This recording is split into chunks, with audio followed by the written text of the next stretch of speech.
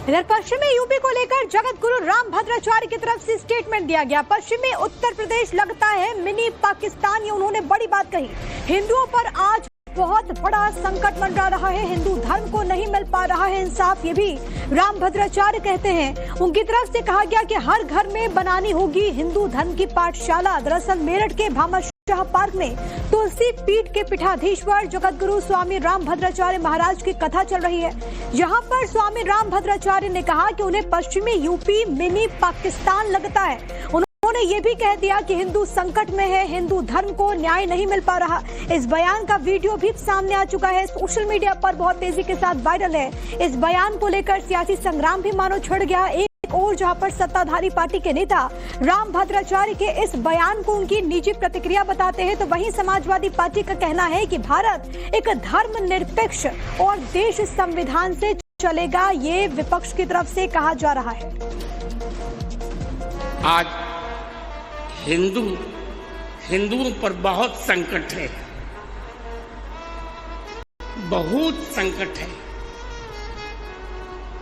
अपने ही देश में हम हिंदू धर्म को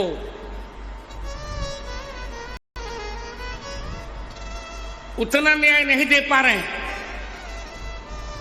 पश्चिमी उत्तर प्रदेश में आकर लगता मानो ये मिनी पाकिस्तान है, ऐसा लगता है।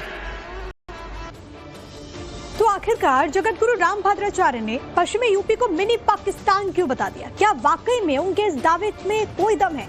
जानने और समझने के लिए हम आपको इस वक्त पश्चिमी यूपी के 10 जिलों की डेमोग्राफी बताते हैं और मुस्लिम आबादी क्या कुछ है वहां पर, इस पर आप जरा नजर डालिए। ग्राफिक्स के जरिए मैं आपको बता रहे एक एक करके जिले। सबसे पहले बात होती है संभल की। यहाँ पे अगर हम बात करें तो 77.67% ये मुस्लिम आबादी है वहां की। इसी तरीके से रामपुर में मुसलमानों की आबादी है 50.57%। मुरादाबाद का नाम भी इसमें शामिल है जिसमें मुसलमानों की संख्या है 50.82%। बिजनौर में 43.04%। सहारनपुर की बात करें तो 41.95% है।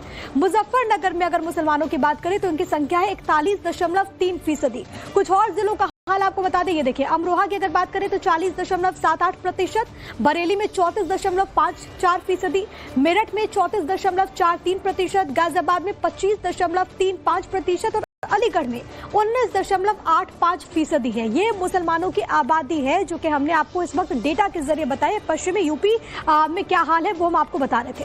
अब आपको पश्चिमी यूपी के कुछ और जिलों की आबादी हिंदू मुसलमानों की तुलनात्मक आंकड़ों के जरिए हम आपको समझा देते हैं, जहां पर आजादी के बाद से बहुत तेजी के साथ जो डेमोग्राफी है वो यहाँ पर बदली है। सबसे बड़ी बात है यहाँ पर किस तरीके से आबादी अभी करंट सिचुएशन में है वो आप जरा समझिए। सबसे पहले बात संभल की हम कर रहे हैं। यहाँ पर हिंदुओं की आबादी है 22%। यहीं पर संभल में ही 77.67% मुसलमान रहते हैं। इसके बाद अगला जिला है रामपुर। यहाँ पर हिंदुओं की संख्या है 49.43%। मुसलमानों की आबादी है 50.57%। इसके अलावा मुरादाबाद में 49.18% हिंदू रहते हैं। इसी तरीके से यहाँ पर मुस्लिम आबादी है 50.82%।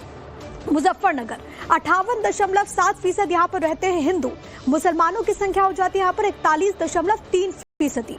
सहारनपुर में 58.05% ये हिंदुओं की आबादी है। मुसलमान यहाँ पर हैं 41.95%।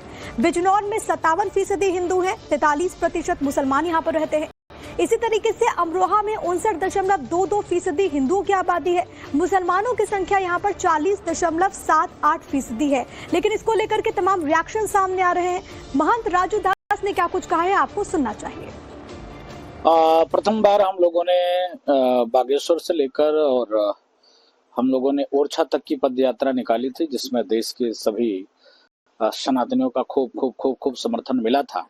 अब दूसरे फेस में हम लोगों ने दिल्ली से वृंदावन की यात्रा है, भारत को हिंदू राष्ट्र घोषित किया जाए। क्योंकि जब धर्म के आधार पर देश का बंटवारा हो गया, हिंदू हिंदुस्तान में, मुस्लिम पाकिस्तान में, और भूभाग लेने के बाद भी मुसलमान भारत में हैं, चलिए कोई बात नहीं है, तो भारत की संस्कृति, भारत का कल्चर, भारत का वैभव, भारत की परंपरा कैसे सुरक्षित रहे, इसके नाते भारत को हिंदू राष्ट्र होना अनिवार्य है। आपने देखा होगा कि अफगानिस्तान में सब जीरो, जैन, सिख, बौद्ध, पारसी, यहूदी, ईसाई 0।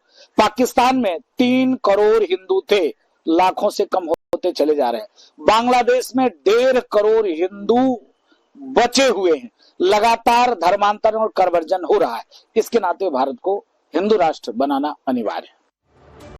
तो हिंदू राष्ट्र को लेकर के ऐसा नहीं है कि संत समाज की पहली बार कोई प्रतिक्रिया सामने आई हो। इससे पहले भी अलग अलग मौके पर संत समाज अपनी राय इस पर रखता रहा है, लेकिन बदलती डेमोग्राफी एक बड़ी चिंता है। हाल में आपको याद होगा कि एक रिपोर्ट भी सीएम योगी आदित्यनाथ को दी गई थी, जिसमें इस बदलती डेमोग्राफी का जिक्र था। लेकिन जगत गुरु रामभद्राचार्य ने आखिरकार अपने स्टेटमेंट में क्या कहा, जिससे सियासी भूचाल आ चुका है, वो आपको सुनवा देते हैं।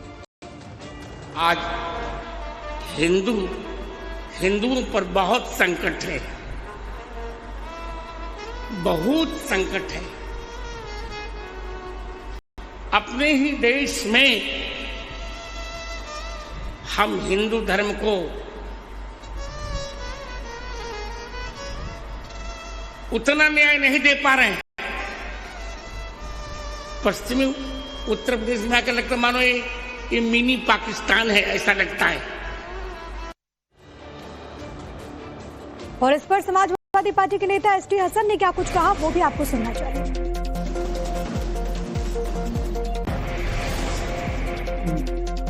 अगर इस तरह के बयान नहीं देंगे तो इनकी दुकान कैसे चलेगी। अगर यहाँ पे मुसलमान हैं तो उन्हें बहुत तकलीफ है। इसका मतलब हम तो हिंदू मुसलमान भाइयों की तरह से रहते हैं। यहाँ पर एक दूसरे के दुख दर्द में काम आते हैं, एक दूसरे की गम में शरीक होते हैं। ये इस तरह के बयान देके हिंदू भाइयों को डराकर कि हिंदू खतरे में है। अरे सरकार आपकी, मिलिट्री आपकी, पुलिस आपकी, कि अफगानिस्तान में सब 0, जैन, सिख, बौद्ध, पारसी, यहूदी, ईसाई 0। पाकिस्तान में 3 करोड़ हिंदू थे, लाखों से कम होते चले जा रहे हैं। बांग्लादेश में 1.5 करोड़ हिंदू बचे हुए हैं। लगातार धर्मांतरण और कन्वर्जन हो रहा है। इसके नाते भारत को हिंदू राष्ट्र बनाना अनिवार्य है। तो हिंदू राष्ट्र को लेकर के ऐसा नहीं है कि संत समाज की पहली बार कोई प्रतिक्रिया सामने आई हो। इससे पहले भी अलग अलग मौके पर संत समाज अपनी राय इस पर रखता रहा है, लेकिन बदलती डेमोग्राफी एक बड़ी चिंता है। हाल में आपको याद होगा कि एक रिपोर्ट भी सीएम योगी आदित्यनाथ को दी गई थी, जिसमें इस बदलती डेमोग्राफी का जिक्र था। लेकिन जगत गुरु रामभद्राचार्य ने आखिरकार अपने स्टेटमेंट में क्या कहा, जिससे सियासी भूचाल आ चुका है, वो आपको सुनवा देते हैं। आज हिंदुओं पर बहुत संकट है, बहुत संकट है। अपने ही देश में हम हिंदू धर्म को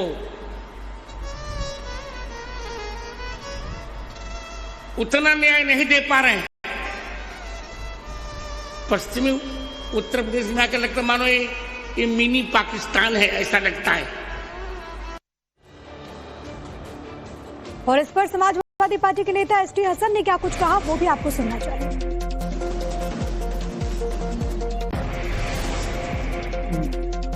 अगर इस तरह के बयान नहीं देंगे तो इनकी दुकान कैसे चलेगी। अगर यहाँ पे मुसलमान हैं तो उन्हें बहुत तकलीफ है। इसका मतलब हम तो हिंदू मुसलमान भाइयों की तरह से रहते हैं। यहाँ पर एक दूसरे के दुख दर्द में काम आते हैं, एक दूसरे की गम में शरीक होते हैं। ये इस तरह के बयान देके हिंदू भाइयों को डराकर कि हिंदू खतरे में है।